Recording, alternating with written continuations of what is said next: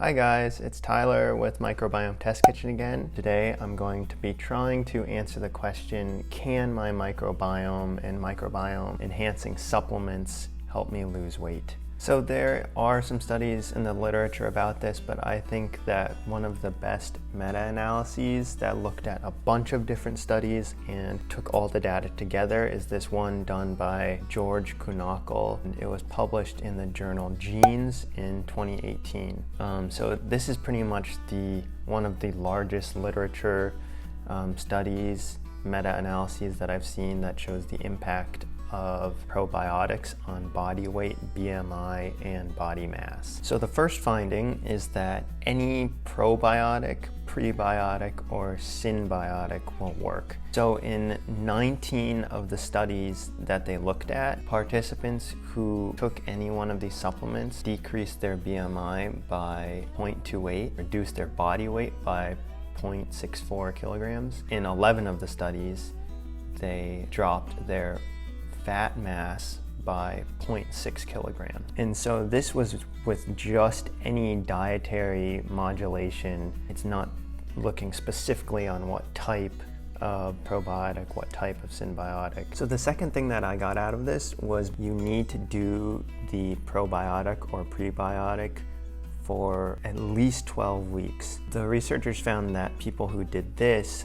lost an average of 0.37 in their BMI, and they lost around 2.2 pounds of body mass and about a pound of body fat. I think this pretty much makes sense because if you take a probiotic for maybe like 2 weeks, some of the bacteria might not be able to survive that well in the gut biome that you currently have. So it really takes that consistent inoculation and changing of the biome that you do have to sort of accept these probiotics. So the third thing that I got out of this study was that if you're choosing between probiotics, prebiotics, or synbiotics, the most important one is the probiotic. People that were put on a low or medium dose probiotic for more than 12 weeks, like we said before, effectively reduced their BMI by an average of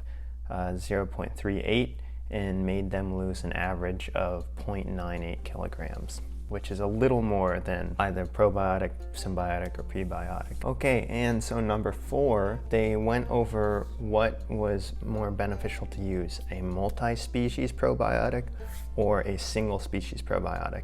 And for a lot of us, I think we assume that, yeah, diversity is good. The multi-species probiotic is probably better. Here in this study, something that isn't really intuitive is that the single species probiotic with lactobacillus cultures or strains was better than the multi-species probiotic.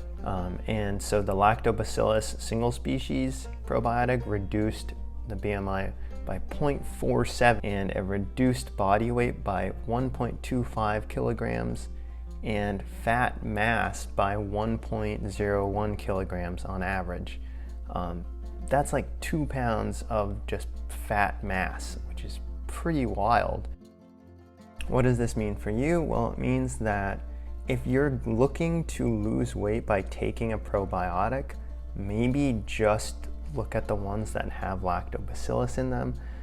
Still not totally sure that this is a thing, but this is what the study found. And another important thing to note is that lactobacillus is actually like the main strain of bacteria in the things that we're fermenting at home. Sauerkraut, kombucha, kefir, all of these things have predominantly lactobacillus strains in them.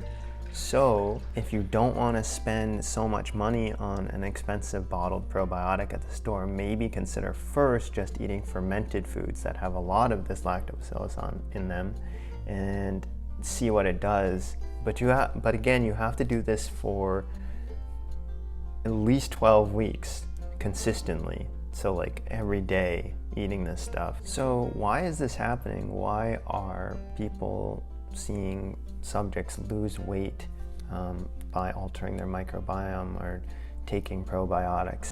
The authors have a few answers for this, and of course they're citing many studies that have looked at this. For one, some people think that fat mass reduction is mediated by the bacteria sort of breaking down the bile acids in our small intestine. And bile acids are the things that help us absorb fats. So if we're breaking down, or if the bacteria are breaking down the things that are helping us absorb fat, that effectively is making us less effective at absorbing the fat. So I think the main takeaways from this study are, first, that if you've tried a lot of things, if you tried, diet changes, if you tried exercise, if you tried drinking like 10 gallons of water a day, all these things that people are tossing around, maybe start thinking about the microbiome. How would you go about this? Well, I think the best and the most simple thing to do first is just start eating fermented foods. You can find sauerkraut in any grocery store these days. You can find kimchi in most grocery stores these days too. It's pretty trendy. You can try drinking kefir. Kefir's big. Kombucha is also huge. I think kombucha is getting a little bit too big. I don't know. It's sort of sold out. And see if these work a little bit, but make sure that you do it consistently and every single day. And you kind of have to do it for 3 months if we're gonna go by what this study says. And I think the next step would be making your own probiotics. So fermenting your own vegetables, making your own kefir. I've done these things, and not only is it a good, just hobby thing to do, it's something that you actually start to really enjoy. You like the taste of these things. Another thing that you could do, maybe along with eating sauerkraut, drinking kefir, etc., getting one of these probiotic supplements that's out there. I know there's a lot of them, and it is, oh my god, it is really hard to differentiate them. And there's ones for like brain health and ones for like left knee pain now. It is a freaking mess. Maybe just look for ones with lactobacillus in them. I think it's also important, if you decide to pursue this probiotic microbiome endeavor, is that you take prebiotics with it, because prebiotics are sort of what is feeding the bacteria that you introduce to your system. And something that I think that I wouldn't be okay putting this video out without saying is another thing that has been pretty established in the literature so far. This ratio between the two most dominant bacteria that are already in our bodies, in our gastrointestinal tract. And those two bacteria are the Formaities bacteria phyla and the Bacteroides. And if we look through the literature, it has been extensively shown that having a high Formaities to Bacteroides ratio of bacteria has been totally correlated with obesity. It's really interesting to me, because they have seen that dietary changes in diets that we normally perceive as healthy, which is like, low carb, low fat diets. I mean, first of all, they've seen the people who are obese lose weight, but they've also seen decrease in the bad bacteria, which was the Formaities. And on the other side of that, there have been studies that have shown that when you put mice on high fat, high sugar intake diets, that you see a decrease in the Bacteroides and an increase in the Formaities, which increases that ratio. I am by no means an expert or PhD level microbiome researcher, but it is something that is evolving in the literature, and I think it is generally really overlooked by the public. Okay, so if you guys want any tips, introductions to fermenting things, I have a lot of videos on my channel, and if you like and subscribe, I'll be putting out more stuff like that.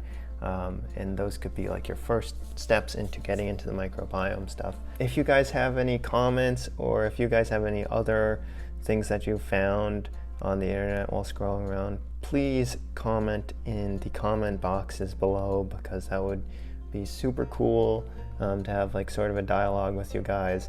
I will see you guys in the next video.